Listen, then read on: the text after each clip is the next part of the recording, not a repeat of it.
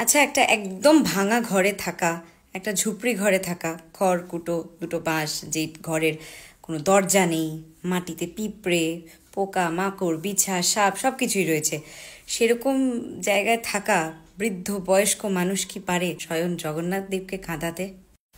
আদৌ কি এটা সম্ভব? হুম, এটাই সম্ভব হয়েছে ভক্তির জোরে। আজ বলবো মাধবুর গল্প।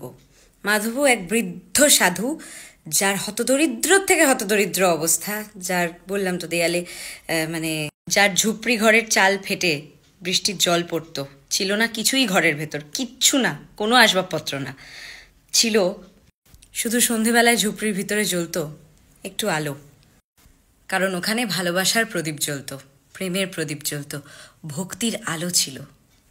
তো এই বুড়ো সাধুর নাম মাধবু। এবার মাধবু সকালবেলা প্রতি সকালে জঙ্গলে বেরিয়ে যেত কাঠ কাটতে, কাঠ এবং কুড়িয়ে পাওয়া ছোট ছোট লাকড়ি জোগাড় করত, আর হাতে দড়ি বুনতো। সেই লাকড়ি বিক্রি করে আর দড়ি বুনে তার যতটুকু আয় হতো, সেই আয় দিয়ে সে সর্ষের তেল কিনত প্রতিদিন। সে মনে মনে প্রভু জগন্নাথকে বলতো যে, হে প্রভু জগন্নাথ, তুমি তো আমাকে একটা প্রদীপই দেওয়ার যোগ্য করেছো, আমার আয় উপার্জন একটা প্রদীপ কিনেই চলে যায়, তাই আমি যতদিন বাঁচবো তোমার নামে আমার এই ঝুপড়ি ঘরে একটা ছোট্ট করে প্রদীপ জ্বালাবো প্রতিদিন, যতদিন এই মাধবুর দেহে প্রাণ আছে। এদিকে গ্রামের লোকেরা মাধবুর এই ভক্তি নিয়ে রীতিমতো হাসাহাসি করত, তবে মাধবু কিছু মনে করতো না। কিন্তু ওই একটা প্রদীপ জেলে মাধবুর মনে এত খুশি, চেহারায় এত খুশি হয়ে যেত সে যেন স্বয়ং জগন্নাথ দেবকে পেয়ে গেছে। এদিকে মাধবু কিন্তু কোনোদিনও জগন্নাথপুরী মন্দিরে ঢোকেনি, প্রবেশ করেনি, সাক্ষাৎ প্রভুর মূর্তি দর্শন করেনি। এবার আসলো কিছুদিনের মধ্যেই পুরীর রথযাত্রা। রথযাত্রায় ঘরে ঘরে ফুল দিয়ে সাজানো হচ্ছে, বাড়ি রং করা হচ্ছে, প্রভু জগন্নাথের জন্য নতুন নতুন বস্ত্র কেনা হচ্ছে, গলিতে গলিতে পাড়ায় পাড়ায় এই একটাই আলোচনা, প্রভুর রথযাত্রা কি করে ভালো করে সেলিব্রেট করা যায়। আর এদিকে মাধবু কি করলো, মাধবুর কাছে মাত্র 3টে কয়েন ছিল, তার সম্পত্তি, তার সম্বল বলতে 3টে সিক্কা, 3টে কয়েন ছিল। আর সে 3টে কয়েন সে কোনোদিনও খরচা করতো না, যদি খুব দরকার থাকতো সে বাজারে চলে যেত। সেদিন মাধবু একটা মাত্র কয়েন নিয়ে বাজারে চলে গেছে। বাজারে গিয়ে সে সবজিগুলো হাতে নিয়েও তার কি মনে হলো, সে সারাদিনে নিজের জন্য খাবার দাবার কিচ্ছু নিল না, সে সব সবজি হাত থেকে সবজির দোকানে রেখে দিয়ে সে প্রদীপের জন্য তুলো আর সর্ষের তেল কিনলো, আর একটা সুন্দর মাটির প্রদীপ কিনলো।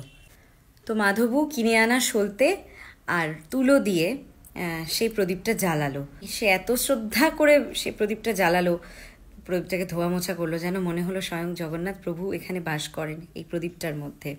আর মনে মনে মানে বুকের কাছে এনে মনে মনে সে প্রার্থনা করলো যে আজ রথযাত্রায় আমি এই প্রদীপ নিয়ে হাঁটবো এবং আমার প্রদীপ ভগবানের সবার সামনে আমার প্রদীপটা জ্বলবে। এবার রথের দিন সকালে লাখ লাখ ভক্ত, হাজার হাজার মানে রাস্তা ফুল দিয়ে সাজানো হয়েছে, ফুলের সুগন্ধ, চারিদিকে মানে সাজসজ্জা। এদিকে মাধবু তার হাতে প্রদীপ নিয়ে এগিয়ে চলেছে, লাখ লাখ ভক্তের সাথে সে এগিয়ে চলেছে। এমন সময় মুষলধারে বৃষ্টি, যাকে বলে এত জোরে বৃষ্টি যে আধা ভক্ত তো সরেই গেল। সেই সময় মাধবুর পা ফসকে গেল, মাধবু মাটিতে পড়ে গেল। পড়ে যাওয়ার সময় সে প্রভু জগন্নাথের নাম নিয়ে বলছে, হে প্রভু, আমার প্রিয় প্রদীপ, এই প্রদীপ আজকে আমি তোমার সামনে জ্বালবই, আমি সারা জীবন প্রতিদিন তোমার সামনে এই প্রদীপ জ্বেলেছি, আজ আমি পুরী জগন্নাথ মন্দিরে তোমার সামনে প্রদীপ জ্বালবো। আমার হাত পা কেটে যাক, আমার দেহ থেকে রক্তক্ষরণ হোক, কিন্তু এই প্রদীপ যেন না নেভে, প্রদীপের যেন কিছু না হয় বলে সে প্রদীপটাকে ঠিক উঁচু করে ধরে রেখেছে এমন করে। সে মনে মনে প্রভু জগন্নাথকে বলল, আমি পড়ে যাই, আমার যাই হয়ে যাক, মুষলধারে বৃষ্টি দাও তুমি, বা যাই যতই পরীক্ষা নাও, এই প্রদীপ কিন্তু নিভবে না প্রভু। এবার মাধব পৌঁছে গেছে ভেজা গায়ে মন্দিরে প্রদীপ নিয়ে একদম মেইন দরজার সামনে। আর সে দরজা দিয়ে ঢুকবে এমন সময় মন্দিরের এক সেবক তাকে আটকে দেয়, বলে, বাবা, আপনার কাছে উপযুক্ত সামগ্রী নেই, তাই আমি আপনাকে কোনো মতেই ভেতরে যেতে দিতে পারি না। এই শুনে মাধবু ওখান থেকে এক পা পিছিয়ে গেল, গিয়ে মাটিতে বসে গেল এবং অঝরে কাঁদতে থাকলো।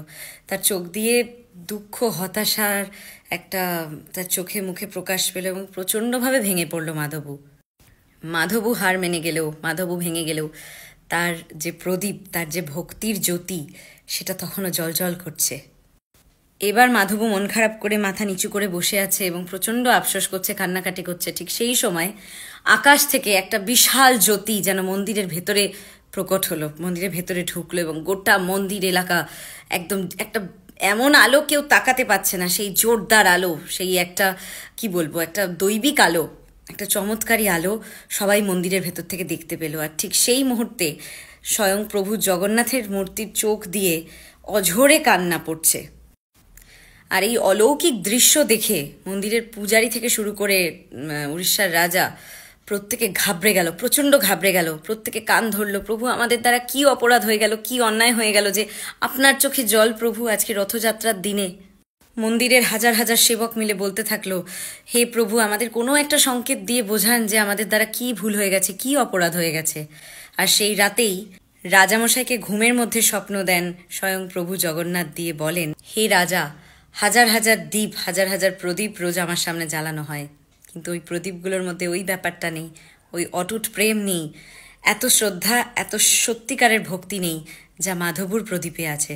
পরদিন রাজামশাই সবার সামনে আদেশ দিলেন যে মাধবুকে নিয়ে আসা হোক মন্দিরের ভেতরে গর্ভগৃহে, এবং মাধবুকে নিয়ে এসে তার হাত দিয়ে সবচেয়ে প্রমুখ সিংহাসনের সামনে, একদম প্রমুখ জায়গায়, সবচেয়ে শ্রেষ্ঠ জায়গায় তার প্রদীপটাকে প্রতিষ্ঠিত করা হলো। আর যেই না প্রদীপটাকে প্রতিষ্ঠিত করা হলো, রাখা হলো, সেই প্রদীপের আগুনের মধ্যে যেন মন্দিরের স্বয়ং জগন্নাথ দেবের মূর্তি থেকে একটা জ্যোতি বেরিয়ে সেই প্রদীপের সাথে মিশে গেল, এবং প্রদীপটা বাকি সব প্রদীপের থেকে আলাদা লাগতে লাগলো, অলৌকিক চমৎকারী প্রদীপ লাগতে লাগলো, এবং তার জ্যোতি সত্যি দেখার মতন হতে থাকলো।